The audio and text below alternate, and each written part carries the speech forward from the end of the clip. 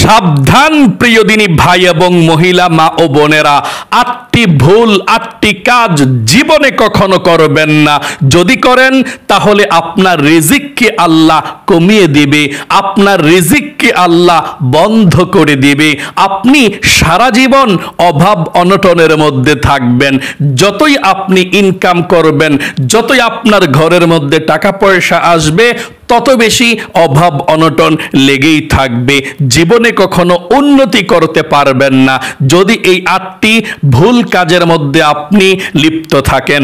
আজকে আলোচনাটা শুনে মনোযোগ সহকারে আমার ভাই এবং মহিলা, মা ও বোনেরা মনোযোগ সহকারে জানবেন এবং বুঝবেন এই 8টি কাজের মধ্যে, ভুলের মধ্যে আপনি লিপ্ত আছেন কিনা, এই কাজগুলো আপনি করেন কিনা। যদি করেন, আজ থেকেই এই 8 কাজ করা বন্ধ করে দিন। আল্লাহর কাছে বলুন যে আল্লাহ, আর জীবনে এই 8টি কাজ করব না।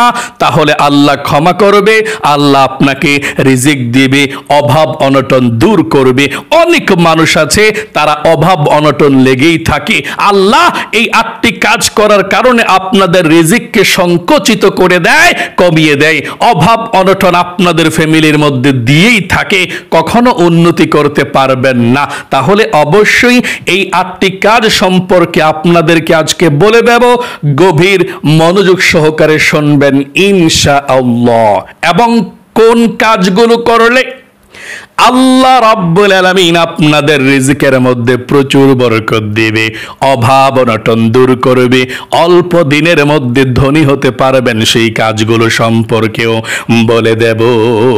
আল্লাহ রাব্বুল আলামিন পবিত্র কোরআনুল কারীমের মধ্যে বলেছেন, যাহারুল ফাসাদু ফিল বাররি ওয়াল বাহরি বিমা কাসাবাত আইদিন নাসি লিয়ুযীকাহুম بعض الذي عملوا لعلهم يرجعون।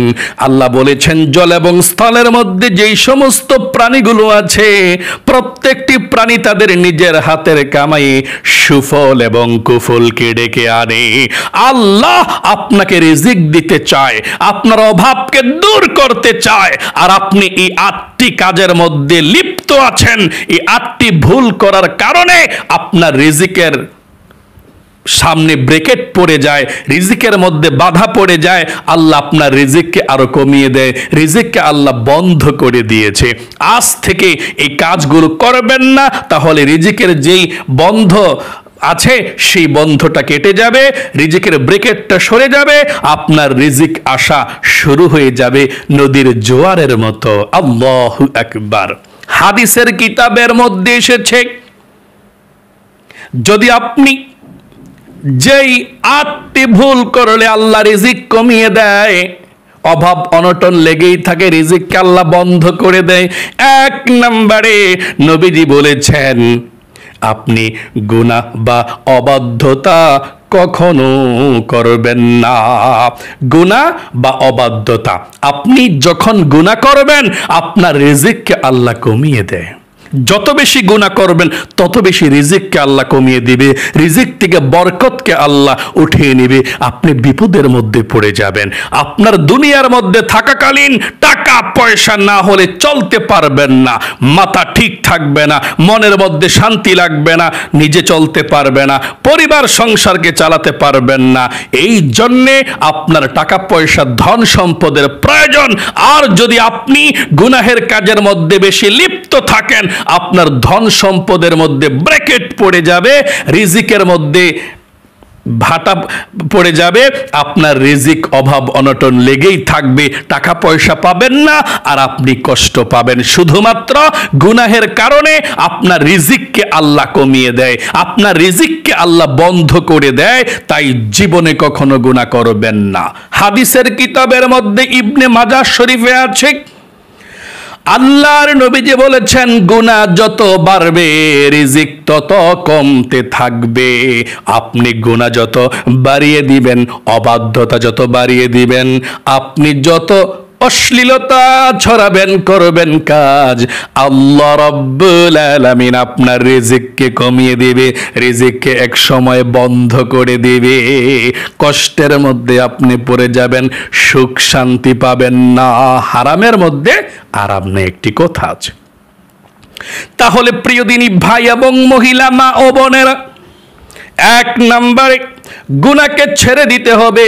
গুনাহের কাজ আর কখনো করা যাবে না। গুনাহের কাজ করলে রিজিক কমে যায়, অভাব অনটন লেগেই থাকে। দুই নম্বরে আপনি নামাজ ত্যাগ করবেন না। নামাজ যারা ছেড়ে দেয় তাদের রিজিক থেকে আল্লাহ রাব্বুল আলামিন বরকতকে উঠিয়ে নেয়। নামাজ অবহেলা করলে জীবনে দারিদ্রতা ও কষ্ট নেমে আসে। নাউজুবিল্লাহ।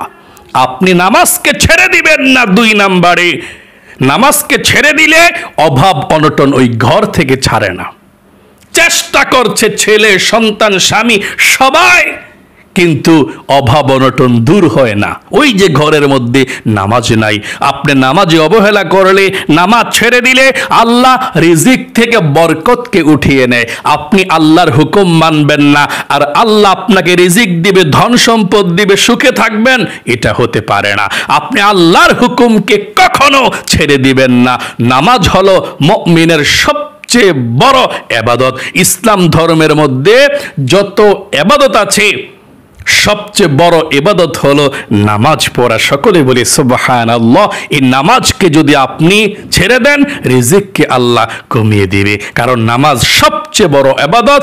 নবীজি বলেছেন, আউয়ালু মা ইউহাসাবু বিহিল আবদু ইয়াউমাল কিয়ামাতিস সালাহ।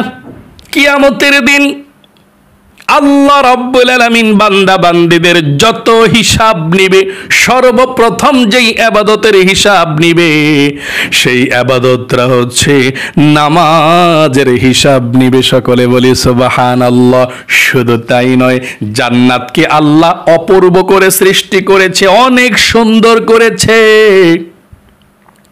নবীজি বলেছেন, মিফতাহুল জান্নাতিস সালাহ। জান্নাতের কাছে যাইবা, কিন্তু জান্নাত তালা থাকবে। জান্নাতের তালাটার খোলার জন্য যদি তোমার চাবির প্রয়োজন হয়, তাহলে দুনিয়া থেকে চাবিটা নিয়ে আসবা। যদি দুনিয়া থেকে চাবি নিয়ে না আসো, তাহলে জান্নাতের তালা খুলে জান্নাতের মধ্যে প্রবেশ করতে পারবে না, জান্নাতে যেতে পারবে না। তোমার স্থান হবে জাহান্নামে। তাহলে কিভাবে আপনারা তালাটার চাবি বানাবেন দুনিয়া থেকে? আল্লাহর নবী বলেছেন, মিফতাহুল জান্নাতিস সালাহ। নামাজ হলো বেহেশতের তালার চাবি। যদি আপনি দুনিয়ার মধ্যে নামাজ পড়েন, আল্লাহর হুকুমগুলো পালন করেন, 5 ওয়াক্ত নামাজ সুন্দরভাবে সঠিকভাবে আদায় করেন, আল্লাহ রাব্বুল আলামিন আপনার চাবিটা বানিয়ে দিয়েছে। আপনি যখন নামাজ পড়ে আল্লাহকে খুশি রেখে আপনি জান্নাতের গেটের সামনে চলে যাবেন, তালার সামনে চলে যাবেন, অটোমেটিক আল্লাহ রাব্বুল আলামিন জান্নাতের তালাটা খুলে দিয়ে গেটটা খুলে দিবে। তাহলে নামাজ জান্নাতের তালা, দরজা খুলবে নামাজে। নামাজের হিসাব কিয়ামতের দিন সর্বপ্রথম আল্লাহ নিবে। নামাজকে কখনো ছেড়ে দিবেন না, নামাজকে কখনো অবহেলা করবেন না। 3 নম্বরে অন্যায় ও জুলুম করা। অন্যের হক নষ্ট করলে আল্লাহ রাব্বুল আলামিনের রিজিক সংকুচিত হয়ে যায়, সংকুচিত করে দেয়। আল্লাহ বলেন, জালিমদের কোনো সফলতা নেই। সূরাতুল আনআমের 21 নম্বর আয়াতের মধ্যে আল্লাহ রাব্বুল আলামিন বলেছেন, জালিমদের কোনো সফলতা নাই।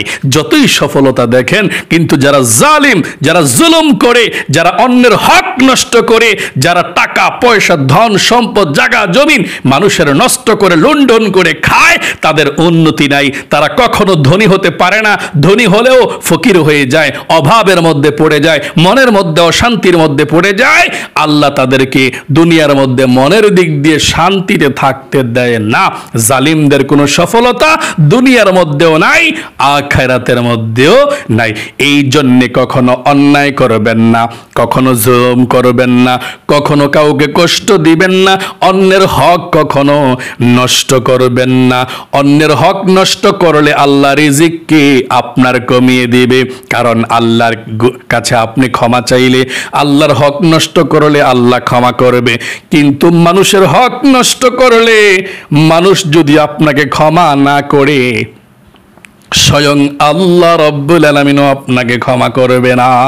4 নাম্বার, যেই কারণে আপনার রিজিককে আল্লাহ কমিয়ে দেয়, রিজিককে আল্লাহ বন্ধ করে দেয়, সেই কাজটা হলো হারাম উপার্জন করা।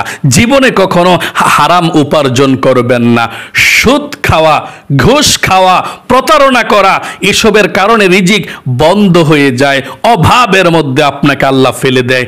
আল্লাহ রাগ হয়ে, নবী করিম সাল্লাল্লাহু আলাইহি সাল্লাম বলেছেন, যে শরীর হারাম দ্বারা গড়ে ওঠে তার স্থান জাহান্নামে। তিরমিজি শরীফের হাদিস।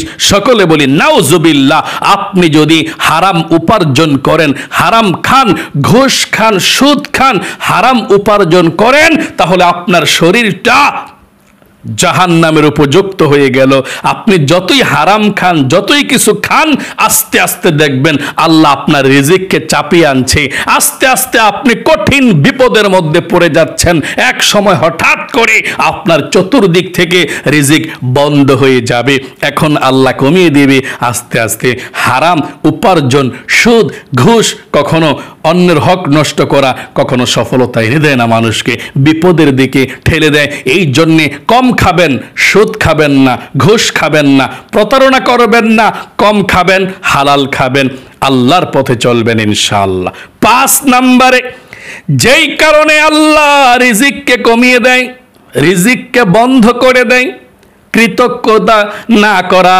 যদি আপনি কৃতজ্ঞতা আদায় না করেন, আল্লাহ বলেন যদি তোমরা কৃতজ্ঞতা প্রকাশ করো তবে অবশ্যই আমি তোমাদেরকে আরো বেশি দিব।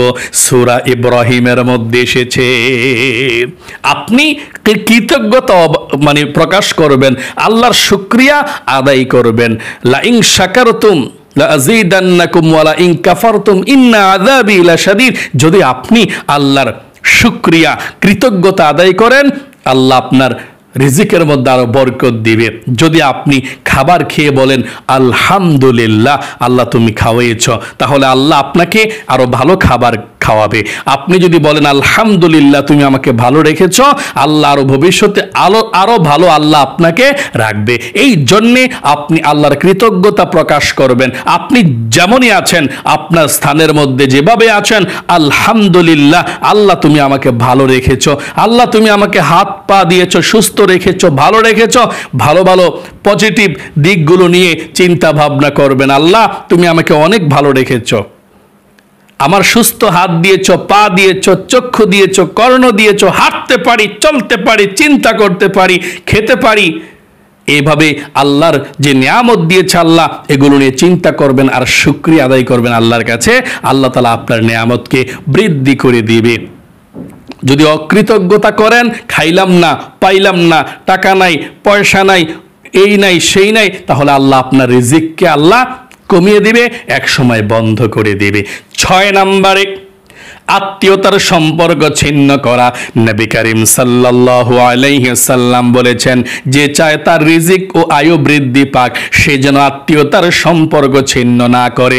বুখারী শরীফের হাদিসের মধ্যে এসেছে, যদি আপনি আত্মীয়তার সম্পর্ক ভালো রাখেন, আল্লাহ রাব্বুল আলামিন আপনার হায়াতের মধ্যে, জীবনের মধ্যে বরকত দিবে। এই তো বুখারী এবং মুসলিম শরীফের হাদিসের মধ্যে এসেছে। আল্লাহর নবী বলেছেন, যে ব্যক্তি চায় তার রিজিক ও জীবনকে আল্লাহ বৃদ্ধি করে দেখ, অনেক লম্বা করে দেখ, সে যেন তার আত্মীয়তার সম্পর্ক ছিন্ন না করে। তাহলে আত্মীয়তার সঙ্গে ভালো ব্যবহার করলে আল্লাহ রিজিক দেয়, আল্লাহ জীবনকে বৃদ্ধি করে দেয়, অনেক দিন পর্যন্ত বেঁচে থাকতে পারবেন, হঠাৎ মৃত্যু হবে না, অল্প বয়সেও আপনাদের মৃত্যু হবে না। যদি অনেক দিন বেঁচে থাকতে চান, অনেক দিন পৃথিবীর মধ্যে থাকতে চান, ধনী হয়ে থাকতে চান, তাহলে আত্মীয়তার সম্পর্ক ছিন্ন করবেন না, সবার খোঁজ খবর নেবেন, বিপদে আপদে তাদের পাশে দাঁড়াবেন। 7 নাম্বার, অন্যায়ভাবে বেচাকেনা ও প্রতারণা আপনি করবেন না। বাজারে ধোঁকা দেওয়া বা অন্যায় বেচাকেনা করলে আল্লাহ রিজিকের বরকতকে উঠিয়ে নেন। যদি আপনি বাজারের মধ্যে ধোঁকা দেন মানুষকে, অন্যায়ভাবে বেচাকেনা করেন, মানে অবৈধভাবে বেচাকেনা করেন এবং হারাম ব্যবসা করেন এবং 2 টাকার মাল লাভ করবেন, ঠিক আছে 3 টাকা রাখতে পারেন, 10 টাকা রাখলেন, অনেক বেশি রাখলেন, 1 নাম্বার মাল বলে 2 নাম্বার মাল দিলেন, মানুষকে ঠেকালেন, ওজনে মাপে কম দিলেন, মিথ্যা কথা বললেন, এগুলো করলে আপনার রিজিক বাড়ে না, আল্লাহ রিজিকের বরকতকে উঠিয়ে নেয়, আল্লাহ অভাবের মধ্যে আপনাদেরকে ফেলে দিবে। আল্লাহ রসুল বলেছেন প্রতারণাকারী আমার দলভুক্ত নয়, আমার উম্মত নয়। সকলে বলি নাউজুবিল্লাহ। এই জন্যে কারো সঙ্গে প্রতারণা করবেন না, কারো সঙ্গে মিথ্যা কথা বলবেন না, কাউকে ঠকাবেন না। আপনারা ব্যবসা বাণিজ্য যারা করেন সঠিকভাবে ব্যবসা বাণিজ্য করবেন। প্রিয় দিনী মহিলা মা ও বোনেরা, ভাই বোনেরা, আশা করি জানতে পারলেন এবং শিখতে পারলেন কোন কাজগুলো করলে অভাব অনটন লেগেই থাকে, আল্লাহ রিজিককে কমিয়ে দেয়, রিজিকের বরকতকে উঠিয়ে নেয়, রিজিক বন্ধ করে দেয়। এই কাজগুলো জীবনে কখনো করবেন না। এখন আমি আপনাদেরকে বলে দেব কোন কাজ করলে আল্লাহ রাব্বুল আলামিন আপনাদের রিজিককে বৃদ্ধি করে দিবে। সংক্ষেপে বলে দিচ্ছি কোন কাজগুলো করলে রিজিক শুধু চতুর্দিক থেকে আসতেই থাকবে। শুনুন, 1 নম্বরে নিয়মিত 5 ওয়াক্ত নামাজ পড়বেন, আল্লাহর পথে থাকবেন, নামাজকে কখনো ছেড়ে দিবেন না, তাহলে আল্লাহ রিজিকের দরজা খুলে দিবে আপনার জন্য। 2 নম্বরে আল্লাহর উপর পূর্ণ ভরসা তাওয়াক্কুল করবেন যে আমাকে আল্লাহ খাওয়াইবে, আল্লাহ পালবে, ইনশাআল্লাহ আল্লাহ আমার জন্য যথেষ্ট। 3 নাম্বার সকাল সন্ধ্যা দোয়া পড়বেন। সকালে ফজরের নামাজের পরে যে জিকির আজকারগুলো আছে, দোয়াগুলো আছে, সেগুলো পড়বেন। রাতে যে দোয়াগুলো আছে, জিকির আজকার আছে, অবশ্যই মানে বেশি বেশি জিকির করবেন। 4 নম্বরে আত্মীয়তার সম্পর্ক বজায় রাখবেন, খোঁজ খবর নেবেন, ফোন দিবেন, বেড়াতে যাবেন, তাদেরকে দাওয়াত করবেন, সুন্দর ব্যবহার করবেন। 5 নম্বরে কৃতজ্ঞ থাকবেন। 6 নম্বরে সকালে কাজ শুরু করা, অলস না থাকা, সকালবেলা থেকে কাজ শুরু করবেন, অলসতা করবেন না। 7 নম্বরে হারাম থেকে বেঁচে হালাল উপার্জন করবেন এবং গরিব অসহায়দেরকে দান করবেন। তাহলে আশা করি বুঝতে পেরেছেন কোন কাজগুলো করবেন আর কোন কাজগুলো থেকে বেঁচে থাকবেন। আল্লাহ আপনাদের সকলকে জীবনের গুনাহগুলো ক্ষমা করে দেখ এবং রিজিকের দরজাকে আপনার জন্য আল্লাহ খুলে দেখ।